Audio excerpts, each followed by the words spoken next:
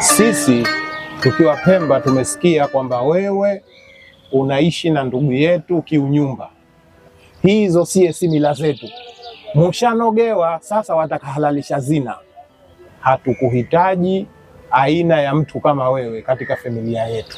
My brother, sikiliza nikwambie, unajua wewe mimi mwanaume mwenzangu, chafahamu. Isha kusema ukweli, mimi mdogo wako nampenda, na nampenda na maanisha nampenda. Wewe uone jambo la heri ili mtu mtakulifanya. Mimi mwenyewe nishachoka na yale maisha mnaishi kinyumba hamjaoana. Ndio maana nikaamua kutuma wazee tuje tulete posa ili na binti yenu. Hebu nisaidie hata kuongea na wazee tukamilishe hii.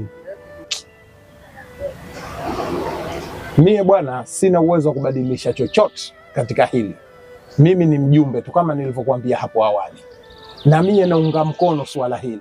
Haiwezekani weye una vipuri humu, una cheni hapa na una vikorombwezo. Brother, sikiliza. Haya mambo mbona ni mambo ya kawaida.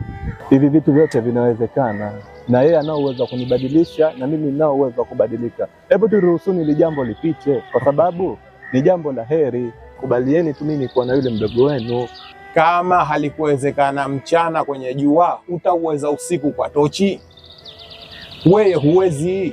Kama itakuwa siku zote tangu ulivyozaliwa ndio kwanza mpaka kufikia umri huo wewe wavaa kipuri, utabadilishwa na mwanamke wewe? Na ndio maana hii tukaamua kwa makusudi hataolewa mtu au hataoa mtu isipokuwa na jamii yake ya Kipemba, ila labda akitoka mtu nje ya jamii yetu tuwe tunajiridhisha kama huyo mtu kanaishi katika mazingira ya dini na mazingira ambayo zile akhlaki zake ni zenye kueleweka. Mkitaka mdogo wenu nitamuoa, na msipotaka nitamuoa, na hamna chochote cha kunifanya. Hayo kwa kwetu siye ni matusi. Nyambo nyambo babu, ukiuona popote ulipo basi ujue na nkekewa upo. Wasema nyambo nyambo na nkekewa. Lakini nakupa ahadi, kama itatokea utamuoa huyo ndugu yangu, basi nakuhakikishia damu yako na damu yetu haitochanganyika kamwe. Utakaa uzae mtoto na utaishi kwa shida kuliko mtu yoyote anavyoishi kwa shida dunia hii. Namaliza, naondoka, lakini utanikumbuka.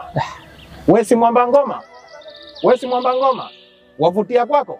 Utanikumbuka wewe. Yaani hivi ndio shida kukutana na familia za Kiswahili. Yaani bado ana karne zile, wamesahau kama sasa tuko karne 21. Masharti kibao. Mbavu kweli.